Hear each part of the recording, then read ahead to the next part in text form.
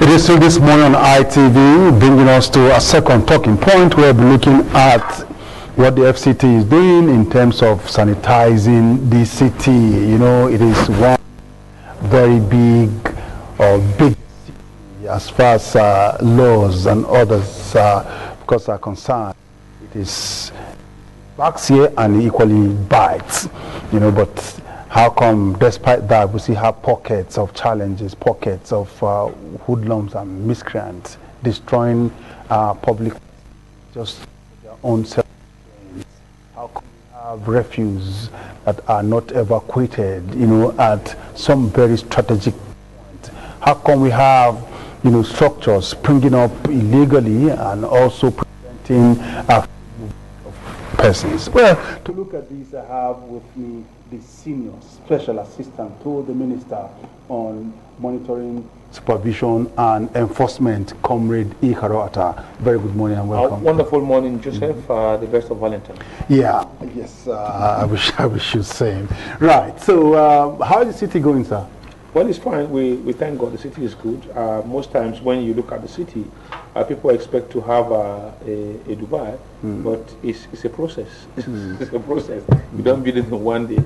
We're building, and in what we have always proud ourselves, including you and every one of us, we are one nation that have been able to start a city from scratch, and in less than 40 years we've gone far. So I believe we've tried. Really. So when it comes to the issue of demolition of illegal projects, building structures, yeah, we've seen that beside Erufai, this current minister is on that list of those trying to, you know, restore sanity and ensure that the city maintain the master plan. How is it possible that we've achieved this much? No, I don't know. I think the major thing about the city is about the political will. The people who are around, the minister have shown strong political will to clean the city, and even the residents, even those who are affected, when you go around to remove illegal structures, themselves admitted that, look, you need to clean. That's the truth. If somebody is to go and get some wood or containers or bacha and hang them in some corner, the persons will know clearly that government will come. They know. That's why they don't spend their time putting expensive things around. If somebody puts containers all around, put bacha, put zinc sheet, they know. They weigh the risk. That's why they don't put that. Then if somebody is doing something wrong or somebody is buying the land from chief, the person knows that government will come. Some of them take high-profile risk by saying, okay, the chief will protect me. Some say, no, before government will come, we would have made money in all. But I think the city is a planned city. It's just not like every other village you see around. People plan the city, moved in from Lagos to Abuja, and start to build the city from the scratch here. And I think that's something that is not fundamental. So if anyone is doing that, but I know for sure that the reason why we have been able to push to actually halt the growth of some communities in the way they are going, it's just because we need to really check it. Because if we don't check it today, history will ask us questions. That what did you do when you were there, when you see all this illegality growing? That's what we're doing. So why don't we tackle the issue from the roof? Why don't we ask the area council chief or chief that are selling this land to innocent residents? Well, why don't we punish them? No, it's multidimensional. It's multidimensional. Sometimes the chief, or all times, the chief will tell you that they don't sell lands. The chief will tell you that they don't sell lands. That you cannot bring them selling lands. That maybe some of the locals around their communities sold land. Then the locals will tell you, go and check the paper. What we write there is sale of farmland, not residential. So if somebody gives you a land to farm, and you transact on the land to farm, and you now go there and start to build a house, for them it's your cup of tea. That's the argument they give here. That is, it's your own cup of tea to build. And also the person who is buying understands very clearly well that you can buy. It's not a genuine land. FCC titles are not customary titles. So you must have stronger titles. But along the line, somehow, somewhat, many people decide to take the risk. I want to take the risk here. Like I always say, when it comes to illegal structure, it takes 3 to tango, not just 2 here. Because one, the person who sold the land, the local or the chief as they allege, the man who buys the land, and maybe development control officials who don't report on time for us to knock down the structures and allow some persons grow. For instance, Ido Sariki grew to a point that it got to the main road, and the minister who was driving past, he saw it and had to raise alarm. That what is this? We had to push the community back by over a kilometer plus, push it almost a kilometer, push it back, and houses that left, that went out, went down. We are in large numbers, and some persons felt really bad, but they all admitted that look, we can't leave Abuja like this. Abuja is running actually at a very worrisome speed. In order to address the monumental loss when we try to, demolish these illegal structures, you are in charge of monitoring. Why don't we monitor at the inception where blocks are brought to the... I'm monitoring now after my appointment 2 months ago. But many other ones say I can't monitor. But the truth about there are many things that have happened over decades that we need to remove, that we are removing. There are some that you just even don't see. I'm sorry to tell you that. For instance, you drive past the central business district, areas around Nan, Bolingo Hotel and the MBA headquarters. You just see a beautiful green vegetation. And you like the green and you move in. Inside the green lies communities that rob people around the Nan and Bolingo area. And we had to go, when we went in, we saw something really very massive, and we cleared away the shanties. There are those who are building illegal structures who tend to take some risk.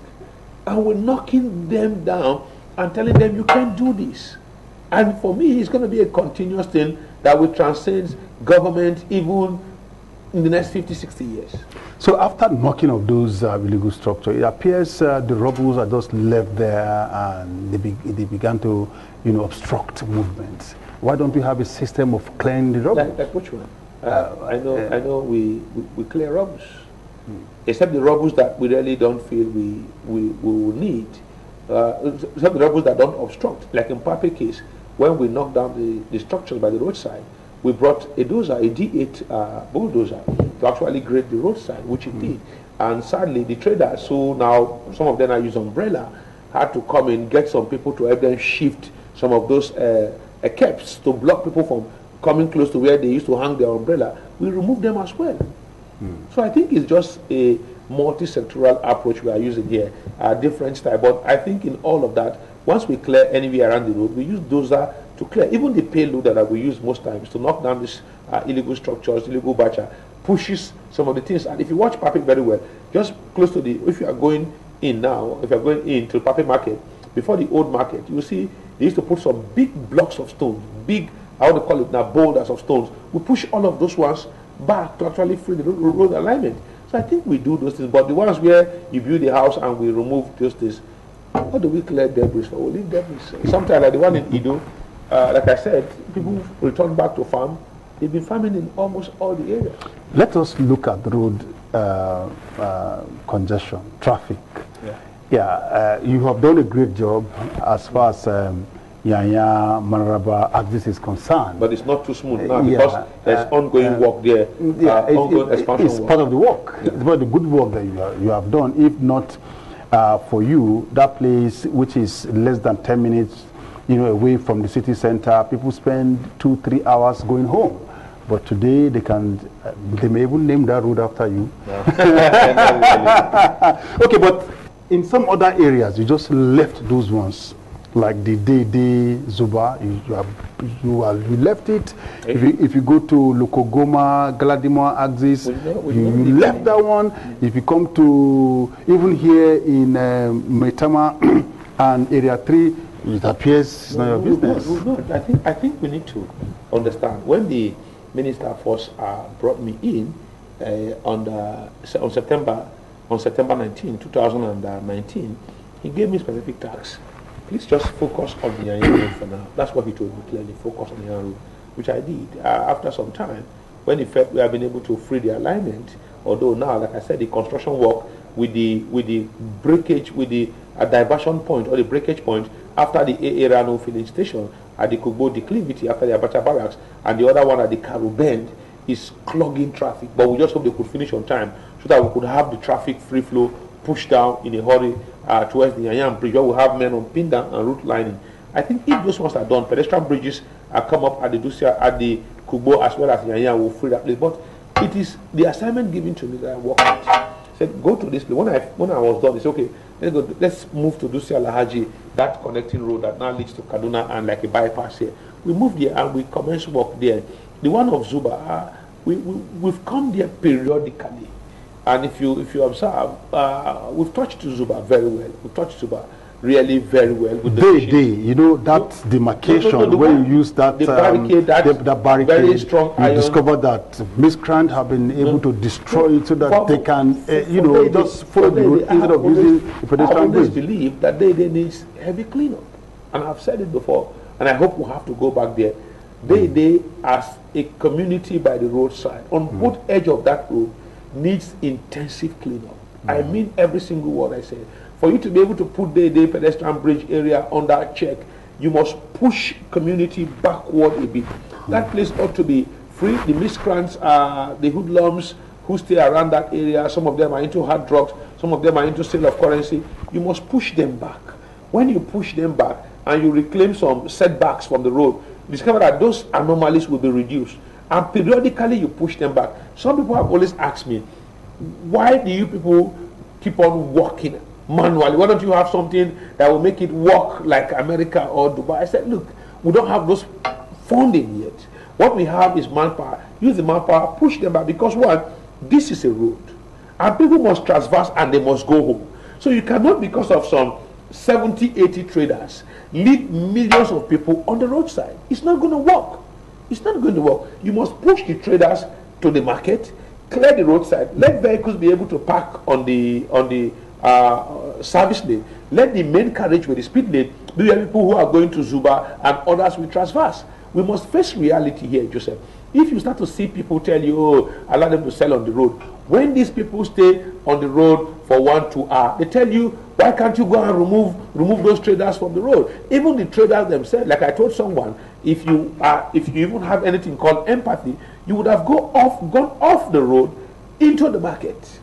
If you feel you want to even stay for and commit the illegality, you can keep some 10 meters setback or 20 meters setback from the road, so that people can disembark from cars and go to their home. But you come right at the middle of the road. Now the service lane in that particular area sometimes get blocked. They now have to start to use the main carriageway. So I think in all of this, and I have raised it before here, I told someone when someone was telling me that, hey guys, government should use human face. I told the trader, you are blocking the road, keeping people that was at the end coming from work. You are keeping them along the roadside keeping them on the road for about an hour, 2 hours. Who will now use human face? Who will now exhibit the issue of human face? Is it you, the trader, who brought your wares to the road, block the road, and keep people building up from Yanya to AYA? Or is it the government who want to clear you? You are the one who should show human face. Take your goods off the road. Let people who are going home go home. They've worked all day. They're so tired. They're so drained. They want to go home. They are just behind the wheel. Some are even dozing up on the wheel. And you, for all you care, it's time for business. You have to shrink the road so that you can sell. How soon are you going to to clean up the area? Well, no, it depends. We are making assessment. I can't give you dates yet. Once we're done, once we're set, we will go. But Day needs heavy cleanup here. It's not just Day. The whole stretch from the whole Day area on both sides of the road, even the stretch from Day moving down through Jiwa, through the what do we call it now, the building material market, through Jiwa, through Karimu. You need to reclaim some portion of the roadside so that you can have setbacks. When you just go there, then those roadside markets need to disappear. We need to clear, because when you are driving past that road, it's hell. It's real hell. And you must reclaim all of them, and traders must go to the market and leave the road for vehicles. That's the plain truth. What are you doing about pedestrian bridges that have been turned into serious market places? I think the Abuja Environmental Protection Board has a unit headed by Assistant Director Kakabelo. They are working on that very heavily. They are combing the pedestrian bridges. They are ensuring that people don't sell on pedestrian bridges. It's for pedestrians to go through. Some of them go up, shade their way. Some go under. Some go at the point of the base of the pedestrian bridges to actually shade their ways. I think that is not spread their words. That is not, it's not ideal. Working on that. Most times when you see people, and that one is so delicate, because I've always told the team to be a little bit more careful. Because once the traders see you coming and they shout, tax force, some people will run into upcoming vehicles. And I told them the best thing to do is to have pin down. That people can be on the ground to tell you, hey guys, you can't go here. Don't sell here. If you stop them from selling, then they move. It's for me. I believe enforcement should be every single minute in the city, even in the night. I believe enforcement should be every single minute. Every component should be involved in it, because once you don't do it for a day or two, people come back and think, hey guy, you look at Papi, what happened in December? We have cleared the roadside. Some men somewhere just say, hey guys, these people are not coming again. And by November they started building. They were building, and this was in area 2, this was in zone 3. The heart of Wuse, okay, this one was in Jahi, is it behind Kado, close to Kado Fish Market here. And you could just imagine how it was. People just built bacha everywhere. By the side there, look at the back, they have a bambola, everyone just built bacha. And this is a road, a transit way, a road corridor. They just build whatever they like, do whatever they are doing there, and nobody cares. And if you go there not to clear, they tell you, oh, things are just at the heart. You could see the building. That's other building take access. This is just the main road, the main road corridor that is yet to be built, and everyone turned that place into some bacha and some very bad areas. And like I told them, it's not about hurting you. It's about reclaiming the city. We can't leave the city. We just cannot leave the city like this. And if people like this, like I told somebody, if you are doing this in some far suburbs, nobody cares. But at the very heart of Abuja, I don't think we will take this. Yeah, but if you look at the master plan of the city, even if the place is in suburb, it should not be done. No, because what I'm saying is, because it's undeveloped area. No, if it's an undeveloped area, it would attract the kind of attention we're getting now. This is full developed place, fully developed, and you're doing this. But if it is in an area that is yet to be developed, upcoming, not even upcoming, yet to be developed, or partly upcoming, we can only go there and clear. But they prefer to stay on roads, and we must reclaim all the road corridors. All must be reclaimed. Yeah, I agree. Yeah, but if you look at an aspect that's usually accompanied with your exercise, it is worrisome, which is at the end of the exercise, you discover that you are going to have harvest or bazaar of criminals and hoodlums coming to, forcefully take what is not theirs, taking people's property. At times they're even armed, light armed, to stab people and collect what is not theirs. While you go out to do this, what is the plan to ensure that people's lives are also, protected? Well, I think the first thing, Joseph, when we give you notice, you move. Once you move, nobody come and take your thing. That's the first thing. Like for instance, I keep using Papi as a case, or even Ido, Airport Road, Yanya, everywhere. We give you notice. 2, 3 weeks, 1 month, 2 months, the notice elapsed. You are still there, believing that nobody will come. Sometimes you have one criminal who calls himself a chairman. Let's bribe from everybody. Let's go and bribe. When the bribe doesn't work, the person won't tell you that the bribe is not working. Or he gives it to somebody who eats the bribe, and the person really cannot come and stop the work. And when you don't move, any day, I have observed it, any day we are going for enforcement, maybe the Babambola or the partakers have a WhatsApp group where they communicate. I am perceiving that. As the machine moves, they all will come to that particular location to scavenge, to take what they can make from the remains of the cleared structures here. And when they do this, some times we even got a case where somebody took a generator that is on. I think there was a saloon in a container, and the gen was at the back, and the people refused to park. When we came there, they were not struggling to remove what they could, the dryer apparatus we allowed them. And somebody ran to the back, took a generator that is on, raised it and put it inside the Ghana mosque. Off he goes. And we had to ask, what is that? They say, nothing. We had to listen, and the generator was on. And we had to apprehend the person. Sometimes we finished our work, we start to clear. But if people move, the criminals will not come. But when you leave your things, which we must come and clear the illegality and the shanties, the criminals will gather. Even in Pape, we made heavy arrests. But the criminals always come because they know at that time there is confusion.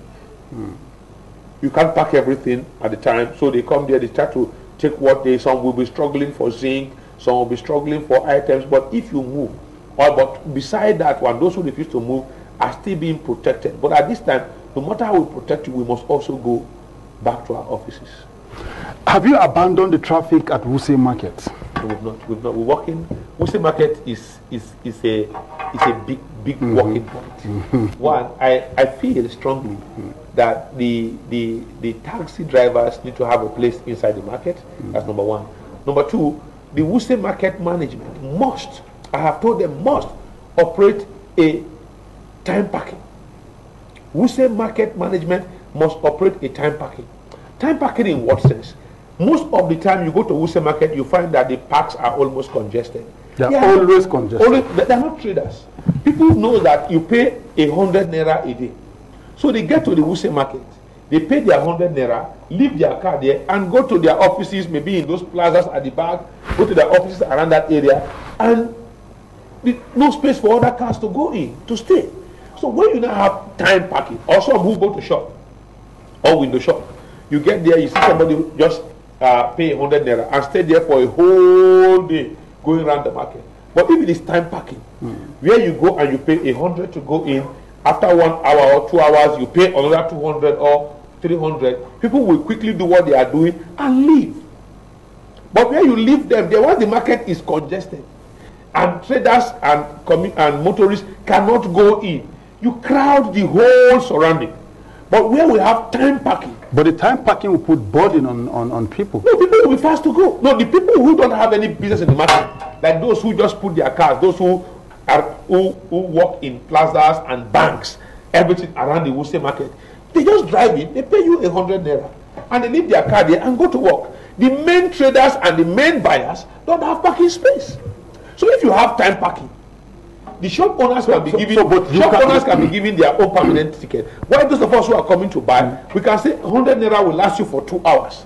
Within 2 hours you're done. You will see vehicles moving in and out. Like what we have at the High Court Maitama. High Court Maitama, people are moving in and out. You don't just go there, put your car, and you go and start to sleep in your car. You know you are having time until time parking is done. To free Wuse Market parking lot and parking spaces.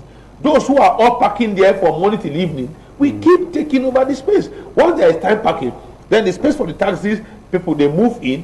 We would have cleared that area. Even when the parks in the front, we made alternative, what do you call it now? Alternative parking space. That did not work. Yeah, but why can't we also make use of the barren land after Wuse Market? That's the land in between Wuse and that Pepsi Mall. If you are on this other side, that land is so large that if it is developed, it will actually take the excess vehicles. Even the one in front of Wuse Market is almost being used as a parking lot. Some person, the owner of the park, collects money and go park there. Yet it did not solve it. The truth be told, Wuse Market is so strategic that it must engage in time parking. Go to Wuse Market now, is fully choked with cars. The guys in the banks, the guys in the other plazas at the back have all parked their car and they've given 100 naira ticket. And they've left their car there, they're coming by 6 p.m. Those who are the real traders, the real shop owners, don't have a space to park. That's the reality we have found out there. I have stayed there for about a week. I've carried that text. I even got drone to study the place. If Wuse Market has time parking, it will be a revolving phase. People go in, you buy 1, 2, 3 hours, you go. Other vehicles are going. Those guys who are going to park from morning till 6 p.m. will not dare it. They'll look for a place to park. Then we cannot feed the market. But where everyone in the whole plazas, shopping centers, offices around Wuse Market, park in the market, pay 100 naira, go to their office and come back before the market closes by 6:30. It will be choked. It will always remain choked. So, but why is it difficult for the FCTA to, maintain traffic lights? Well, I think it's a transport issue. They are addressing that in some areas. The minister had frowned very bitterly in some of the times he had to go out, that they should get them fixed and properly maintained. In some areas, we have construction issues, like the one we have at around the powerhouse at Asukuru. Some other areas is completely abandoned. Some other areas are areas where maybe they had accident and they're not quickly fixed. Some other areas, some of the ones who depend on solar, the solar may not be working very effectively. That goes for some other ones, regular maintenance. It appears the person whose job it is to do it has abandoned it. The farm sector had raised questions on traffic light and street light, which I cannot disclose here. And I think actions will be taken very quickly. They've raised questions which I cannot mention, but I know that they are very worried about it, and they are taking those things have been there for more than a year. Action. No, they are taking very. I'm serious. I have attended meetings where the minister and the permanent secretary had spoken extensively on this, and they are very worried about the issue of traffic light and the issue of street lights. All right, I must thank you for your time to the program. Thank you very much. Thank you so much, Mr. Ekarawata. What is happening with the COVID-19 mass vaccination? Well, we've done our part. We've done our part. I'll say we've done it very well. When you go to NCDC, Abuja is the highest in terms of vaccination. Far, far highest of vaccination. And then in Abuja, the FCTA offices are over vaccinated. Let me use that word. Over vaccinated. Yeah, well, there are still some staff that still have to maneuver. Maybe one or two, but likely they're heavily vaccinated. Okay. You know, it was really funny when you said anyone that didn't appear in the office or show up in the office, it will be seen as someone who had decided to abscond. Yeah, okay. All right. Thank you so much, Mr. Ekarawata. We expect that you also find time to be part of the program whenever we can. ITV is home. ITV is home. It's home. It's full home. All right. Thank you so much once again. That's a discussion with the Senior Special Assistant to the Minister on monitoring, supervision, and enforcement. I'm sure so much has been done, so much has been achieved under his watch. Is it the clearance of traffic in the Yaya Maraba road, a road that now many of the residents are saying with what has happened in terms of works and expansion of the road, it should be named after and of course in some other areas. Hey, I forgot to ask, you know, the Galadima, Ibukogoma, whenever it rains, it claims life. Yeah, well, if you go there do now, we have have we taken a proactive step? Work is going on there very heavily. Work is going on there very heavily. It's beautiful. So when rain comes, once life will be lost? Once the interchange comes on and everything there, it's going on very well. I'm serious. If you go to that area, one thing we'll give to the minister, Abuja is a site. It's a big site now. You may not take it. He may not be making noise. If you go to the Wuye Link Bridge, Wuye to Wuse Center, to Wuse will take, if the bridge is done, will take you just about a minute or two from within Wuye. That's a beautiful one. You go to Galadimawa, the engineers are on the road. You go to Asukuru, they are all on the road. I think the work in the city is massive. Very, very massive here. When you just go, you see them everywhere. It's beautiful. But how come residents don't know? I think you need to come and take up airtime for adverts. Well, we'll beam it for you. We'll beam it. Okay, that's the much we have on this discussion segment. We'll take a quick break. When we come back, it shall be time for other discussions. Stay with us.